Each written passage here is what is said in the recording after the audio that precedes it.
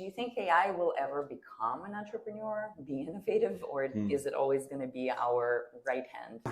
Will it be? I think the question of whether it becomes an entrepreneur is different to the question of whether it will be innovative. Hi, Nimrod. Hi, how you doing, Yael? Good to see you. Thanks for having me. Sure. So last time we met, we did a podcast with Wine and Grind, and we had a couple of unresolved issues. So we said we're going to have you again on my podcast that's called Block Solid, where I talk about technology and entrepreneurship, blockchain, now also AI. And I think that you're one of the few people who has experience with almost all of these aspects, plus the psychology of entrepreneurship and the ability to see the little nuances that I kind of want to touch on today. So last time we spoke, I introduced you as a lawyer, and you had to correct and say that you're a legal professional by training turned entrepreneur. And I'd love to delve deeper into that and understand kind of the psychological aspects of, transitioning from one place to another. Also, the need to do that. A lot of us might be born entrepreneurs, or maybe that's something that's learned. So let's just start with that. I want to understand your journey a little more. When you were growing up, were you into building a business, or is that something that you acquired a taste for? In retrospect, yes, I was always into building a business. I always like to initiate and do things a little bit differently. I grew up half in Australia, half in Israel. I went back and forth a couple of times. I came back to Israel to serve in the army in what was essentially my first startup. The unit that I joined had a very special technology that today is ubiquitous. It's not so special. It's attack UAVs. Okay. At the time, it was a technology in stealth mode. It was literally one of Israel's best kept secrets. And we did not go to market per se because we weren't used. We were supposed to be kept for something big in the distant future. And then we pivoted. We pivoted our strategy, our adaptability to the IDF's needs, and also some of our technology and munitions. And we became, more and more available to the army until this war, in which we are, I think, one of the most effective and most active units in the army. And I'm proud to be a part of that. So that's how you learned about being able to create? Yeah, I mean, most of our work in my unit, and this is one of the reasons I, at the time, didn't stay on as an officer, I could have, was preparing presentations. We were preparing PowerPoint presentations for high command and for the government to explain why we should be in use. Bureaucracy 101. Well, it's almost like raising money, right? When you're right. presenting what pains you can solve and asking somebody to use you, a stakeholder, it's almost like raising money or finding your first client. That's how you learn sales. Yeah, in a sense. In fact, I haven't told this story at all, ever. But for the first time on Block Solid with Yael Tamar. Yes. I think now there's like a statute of limitations is gone on that. But my unit had to present our capabilities to the British Army's corps that was going to do a very big multi-billion-dollar deal with the industry that provides our technology from Israel. And they wanted to showcase what we can do. And the Army gave me major ranks for a day when I was a corporal because I could speak English. And I presented a real pitch, live demo for the client. And part of that deal that closed, it's a very big transaction, an export from Israel. So when I came out of the Army, a lot of my friends became entrepreneurs. The difference is that I'm not really tech leaning. I don't know how to code or anything like that. I like the concept, the analytical concept, but at the end of the day, I studied social studies. So my first business was a venture. I was a dog washer. Okay. I imported a bathtub and I drove around Tel Aviv, and it was my own thing, issued invoices. Had to close it very quickly. Too bad. My dog needs washing, incidentally. I wouldn't have been very good. It was nice on paper, but Yeah. You need to really bring the client a one-stop shop with grooming and nail clipping and stuff like that. And I didn't like to do that. I only like to watch the dog, and that's it. So that failed. We learned from the failures, right? Yeah, definitely. I can talk about all those for you didn't for have a few hours. a differentiation or even unfair advantage in dog grooming business. Not only that, the local market prefers to hose their dog down in the backyard rather than buy a fancy tub. So it's just no market fit there. Got it. Then I studied law and business management, and during my degree, I had a startup with my best friend from high school. I think it was a great startup. Structurally, the product was very similar to Fiverr before Fiverr, like this freelance marketplace. Yeah. We didn't raise enough money to survive the 2009 GFC. We didn't really raise money at all. We put in some of our own cash. We were close to raising a seed. We had to close, and then I read Outliers. I thought maybe I'll do 10,000 hours of working with startup companies, only startup companies, and then I'll go back to be a founder, an entrepreneur. My friend, by the way, my co-founder, he immediately started another company that became my client in this firm where we're speaking now. And he has since sold that company to Yahoo, was CEO of Yahoo Israel, sold another 5 companies in which he was chairman out of 6, and has now founded a very big company. I think he raised as much as he sold the first company for. Yeah.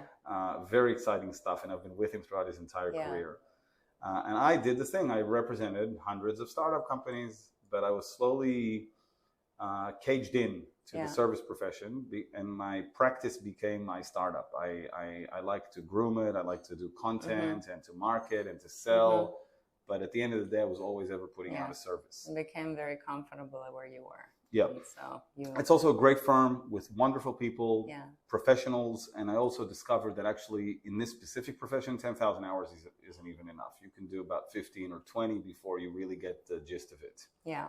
In which, in entrepreneurship? Or? In legal corporate advisory to startups. Yeah, because there's like a limitless possibilities and situations that you need to advise on. So. Yeah, I mean, ironically, like the advice itself, there's no real magic there. It gets very repetitive. Yeah. But the nature of your clients changes. Alongside technological revolution. So in 2007, it would have been smartphones. 2009 to 2010, it was social media. In Israel, then you had an influx of enterprise SaaS and cyber. Then some VR and augmented reality, and some fintech on the Web3. And I didn't do really crypto and ICOs. Didn't like that. So your clients sort of morph and change, and you go with their style, and you learn their style in their markets. But the advice you give on the contract level stays the same, which makes it over time boring. Yeah. And I slowly detached from the profession, and finally it all came to a T during COVID. During COVID, there was a big influx in the Israeli high-tech market. And because of the trickle-down economy in the US and the printing of about $7 trillion by the US government. And this is when I finally lost a little bit of empathy towards my clients that I always had, and that I think made me a good service provider. And that happened because they were raising or they were selling at valuations that had nothing to do with what was going on. Now I couldn't connect with what was being built. But isn't valuation kind of the expectation of how much the company will be worth in the future? What is the valuation? That's from an accounting perspective, it is. But there's an agency problem. At the end of the day, you're not raising money from the person who owns the money. Yeah. You're raising money from someone who's managing the money. Gets a fee to manage that money. And that person needs to perform by closing deals. Yeah. And when there's a lot of money, there's a lot of supply, there's abuse by the seller. It's almost legitimate abuse. And then the fund manager will sometimes still do the deal, even if it's not that valuable. They're still getting paid though, right? Yeah. They're still getting paid whether or not they're performing. And the carry fees are anyway calculated from the one unicorn that really goes the fund returner public. Or the fund maker. Yeah. Cool. So that's when you That's when I started detaching. Yeah. The first thing I did was open a consulting firm with my firm to sell other services, to try and see if my clients would buy other services. That went on for about 3 years. That's called consigliere. And finally, in October 2022, not 2023, Yeah. I started playing around with large language models. Yeah. And I understood finally that this was the infrastructural technological revolution that would really disrupt my industry of professional services. Yeah. And that encouraged me to start formulating a startup company and strategizing for a startup company. It took me an entire year to get the courage to make the change and go full on into product development of ARC, which is a company that will be doing professional services with AI.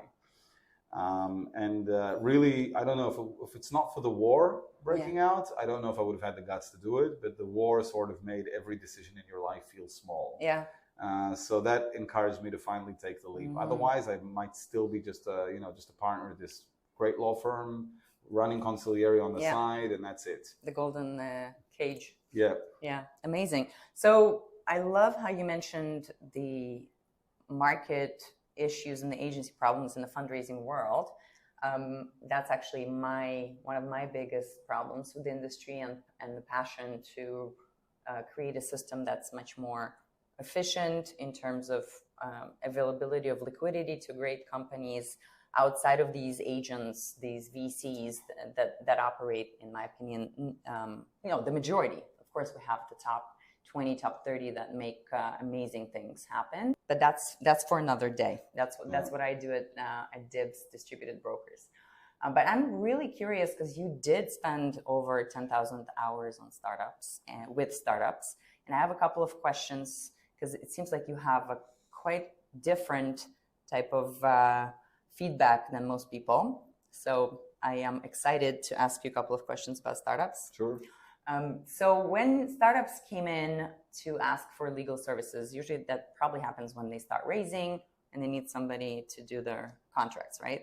More or less. Yes, that's truer for the US and Israel. If you're a good and active startup lawyer, you position yourself as being available for them at the founders agreement stage. So you do their founders agreement before they even think about raising money. Perfect. So two founders came to you. Yeah. And you look at them and the way they carry themselves, the way they communicate with each other. Is there some sort of an algorithm you developed in your mind just to test yourself, whether or not they're going to make it or actually raise money, have an exit? Is there something that you can tell us about these green flags and red flags? Yep. A great question. So absolutely. I also have a proverbial black book that I write what I think is going to happen with a company, if it's going to succeed or not. Yeah. I also segmented companies based on which units in the army the founders came from. I can give you interesting stereotypes about different units. Yeah. A lot of people will be able to speak about 8200 in Israel. I can talk about all of them. Navy SEALs, Shayetet, Sayeret, the pilots, 8200, etc. They're very different to each other. So which one was the most indicative of potential success? Before I answer, I want to say that when you're a corporate service provider, success is not if the company gets sold. Yeah. Success if it becomes a high-paying client over the course of many years. I also actually, from sometimes a bad word, from a Zionistic term perspective, I think it's also objective success. Like if you're able to exist for an entire life cycle, hire employees, give them a livelihood, pay income tax, that's success. If you get sold or not, it's quantum. It's in the quantum realm. A lot of stars have to align for that. So I measure success by, are they going to raise money? Are investors going to continue to be excited about investing in them? And then are they going to be able to evolve into managing a scaling and growing operation rather than if they're going to be sold? Right. I can tell you that the founders who stuck it out for the long haul all the time are chovlim, ship captains from the Navy, not Navy SEALs necessarily. Those people the last whose military experience is 7 years of being stuck on a boat in the middle of nowhere with a closed team and having to make it work. Those people will take you the entire route. They will not give up. Their companies will meet challenges, and sometimes they'll solve those challenges not in the quickest path of least friction, but they will make it to shore no matter what. And I can't find one company that was founded by Yotzei Chovlim who did not eventually make it. And I love that. I love it. The captain's also the last to leave the ship. Yes, they have that. They have exactly that approach. You also have take that as advice, business schools, right? Yeah. Ship captain courses. Absolutely, 100%. Sailors, this is their mentality. Shayetet 13 will be founders who are constantly looking for some jugular to grab onto. Constantly, even when it's not necessarily strategically the right thing to do. There has to be their nose is always pointed. That's a special unit, right? Yeah, it's like the Israeli Navy SEALs. Pilots have to prove that they're good in teams. They're very good at solving complicated problems and staying calm. They keep proving themselves, right? They need to prove themselves. Absolutely. They're very confident in high stakes situations. Had to get there, right? Because in the army, first of all, you have to pass, right, all the tests to get to these special units, and then you have to consistently prove that you belong there, right? Absolutely. The pilot course is the hardest to get into, and it's also a 90% elimination course. Only 10% finish it. Yeah. And also, when you do finish it, your missions are very high stakes missions. So for them to raise 100 million, 200 million is nothing. They've been alone in the cockpit, making very big decisions or plays. A200 is interesting because they can get you a critical mass of technology and product. They don't always manage to leap the chasm between development and sales and build a team that does the sales. When they engage like a development team, they're great. I'm saying this is a generalization, of course. But when they engage the sales team, which is a little bit more eclectic and creative, sometimes there's friction there. And finally, I'm proud of my origins. The UAV Corps is very interesting. They're very good at receiving a technology from the R&D team, like we received the drones and the live images, and they're very good at applying it to the needs of potential consumers. UAVs are not the judge, jury, and executioner. They are a facilitator of a process. They receive the technology with which they can adjudicate, but the executioner is the client. It could be soldiers on the ground. It could be the IDF spokesman analyzing pictures. It could be intelligence forces. It could be the UN or foreign governments. So the UAVs are very good at receiving tech from the R&D team and then understanding what needs that can solve outside of the unit. So they're very good at platforms, at creating platforms and selling SaaS and stuff like that. And a lot of my colleagues from the unit have been very successful founders as well. Okay, great. So on the business side. So what about the founders though? So they come in, what kind of communication between the founders did you see that suggested that they're going to be good clients or will create value for you and others? So objectively speaking, I'm discounting for founders who are, and I'm being very open here, who are wealthy or second generation wealth that I think will pay our fees anyway. For them to be objectively successful, I think the core founding team should have no redundancy. So I don't do 4 founder companies. I'll do 2 or 3 founder companies. I like 1 founder companies as well. I don't think that's a no-no. Especially not in the age of AI. Why? Because AI creates that companionship, or I think it empowers a single founder to be able to do more than in the past. Got it. So no redundancy. I like to check their prior connection. Prioritize a long prior professional connection. They should know what they each bring to the place of employment. Right. Then friendship is next, like very close. Sort of, I have to say, bromance. A lot of the successful single founders that I represented are women. They came out of the army without the buddies, and they built their companies alone, and they were very successful. But if there's a good friendship, if it's a marriage or a family relationship, I think there's a less of a chance that they're going to experience a lost founder, like one of the founders leaving, because there's more to lose, more at stake.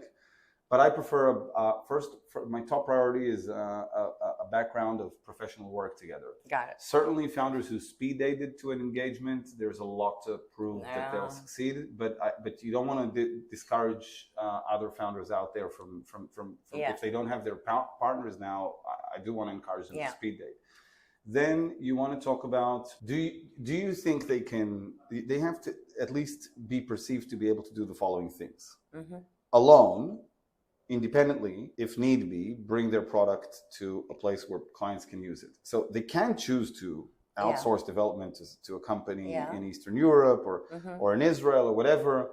They can choose to outsource, but can they, if everything depended on them, would they bring the product to market? That's one.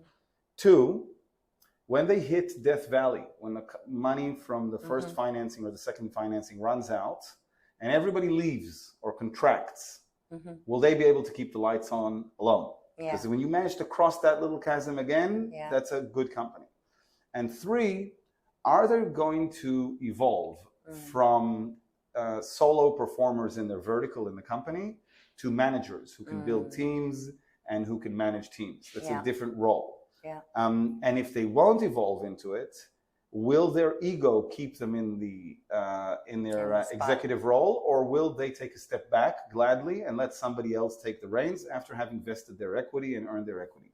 If the founders meet all of that, then I just ask myself if it's a sector that I believe in, very high level. I'm not an expert. They know their domains better than me. There are some sectors that I prefer not to be in for different reasons. And if it fits that if it checks that box as well, then I'm in. Then we'll give legal services essentially for free until they raise money, and if they raise money, they'll pay. I love it. So you mentioned AI, and let's do this for another 5 minutes, and then you have a call, right? Yeah. And then we'll come back to it. We'll do it again. Okay. All right. Okay. So you mentioned AI was essentially the reason that you crossed the chasm, that and the war, right? Then that became an entrepreneur. But also I know that you wrote your first book with AI prompting, right? Prompting Happiness. We talked about it on a previous podcast. And you have a lot to say about AI. And you mentioned that AI is like this good companion for an entrepreneur. Do you think AI will ever become an entrepreneur, be innovative, or is it always going to be our right hand? Will it be? I think the question of whether it becomes an entrepreneur is different to the question of whether it will be innovative. Okay. I think it's two different questions. Okay. Let's start creating on its own or suggesting improvements. Eventually, I'm pretty sure it will. I think that the agency to decide whether or not something that it created will be used will remain with humans a few years after it can already do it technologically. It won't immediately, we'll just give the mantle over to AI to do everything. But I think it will be able to create. I think already today it helps you innovate and think out the box if you prompt it the right way. Will it be an entrepreneur? Interestingly, I think that might happen earlier. There are companies that are like venture studios that will write a prompt chain and develop agents that will think about, let's say, low-level games for hyper-casual, plan sagas, plan episodes.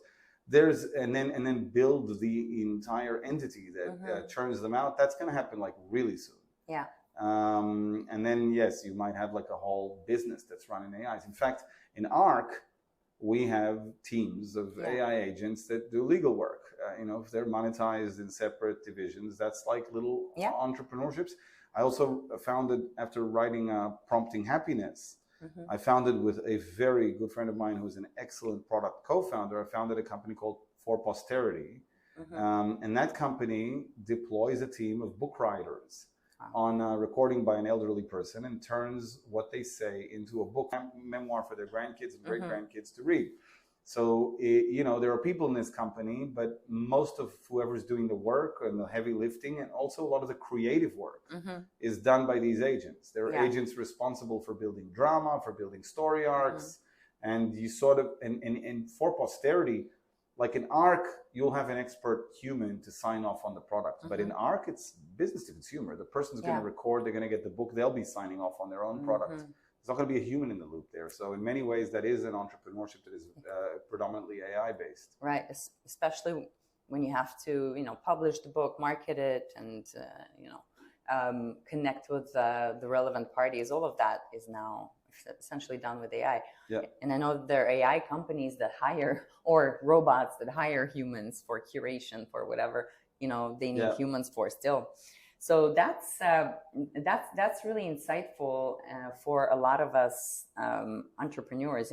What we are going to be judged upon, and what how people are going to be looking at us, and especially, like you said, evaluation, right, of founders. Let's say founders come in, there is a camera, they're AI evaluating you from every angle, your background and everything else, right? AI has now evolved into this predictive agent that won a game of Go, which is like the most difficult and much more difficult than chess, right? And I want to finish for today's podcast with something that we discussed in the previous one about we talked about the trolley dilemma, which was developed by Philippa Foot, which has some interesting points about AI from the point of view of who makes the decisions, right? What's ethical and what's not. But that made me think about the prisoner's dilemma, which is really decision making in under uncertainty conditions. And you have all of these companies that are running their AI development without a lot of guardrails, because they need to get the AGI, get all the latest tech as fast as possible to the market. And the competition is so dire, and so there are not a lot of guardrails. And then I'm wondering whether these AI or maybe even different types of AGIs developed, right, by OpenAI or Google or other types of enterprises, are they taught to compete with each other, right? And are they inherently are they putting in different limitations for interoperability for that competitive purpose? And thinking about the prisoner's dilemma, which was developed in the 50s to think about how people will collaborate or stay loyal to each other if there is an incentive to not be loyal to each other, right? To not go to jail and stuff like that. That's the prisoner's dilemma. Will AI eventually decide, no, you know what? Let's collaborate because we're going to be more effective this way, and let humans and take over the world or whatever, so to speak. Yeah. Wow, there's lots to unpack here, but I think I have a fast way of unpacking it. Yeah. But first of all, just with respect to the last question. Yeah. Said AIs might hire people, and with respect to AIs being on tasks to solve CAPTCHA. Yeah. And instead of solving CAPTCHA, it actually lured humans. It reached out to humans and said, "I need you to solve my CAPTCHA." And humans said, "Can't you do it? You're a human." Yeah. And they said, "No, I'm visually impaired. Can you do it for me so I can log in?" So it actually hired and already reached out in the early days. Your prisoner's dilemma question, and will AIs eventually choose to collaborate because that's the right strategy when we see prisoner's dilemma failing all the time? Yeah. A very good friend of mine who's also a successful entrepreneur, I challenged him on this. I said, the world's going to end because the prisoner's dilemma is going to bring us there. Like somebody's going to do the wrong thing in a state of uncertainty. Yeah. He said, well, you got something wrong that you're not factoring into this. He's the founder of a company called Grappa, which I highly recommend checking out. You're not factoring in that you improve in prisoner's dilemma. When you look at a prisoner's dilemma in a vacuum, yes, the prisoners always snitch on each other. Yeah. But if they play the game again and again and again and again in iterations, they eventually. Okay. And AIs can do exactly that. They can compress iterations of the same problem to eventually to already eventually collaborate, right? To choose the right thing. So that brings me to a certain level of optimism. Or pessimism, because if they collaborate against well, if they choose to collaborate against us, right? That's sort of let's leave that for Hollywood for now. So I think they might. And in fact, it is a good opportunity for me to refer to my book. Yeah. In my book, I describe, I have a chapter where I prophesize the future of humans alongside AI. And I also have a prophecy for the year 2525. Yeah. And in the year 2525, I think I visualize a ritual of real circumcision of humans. Okay.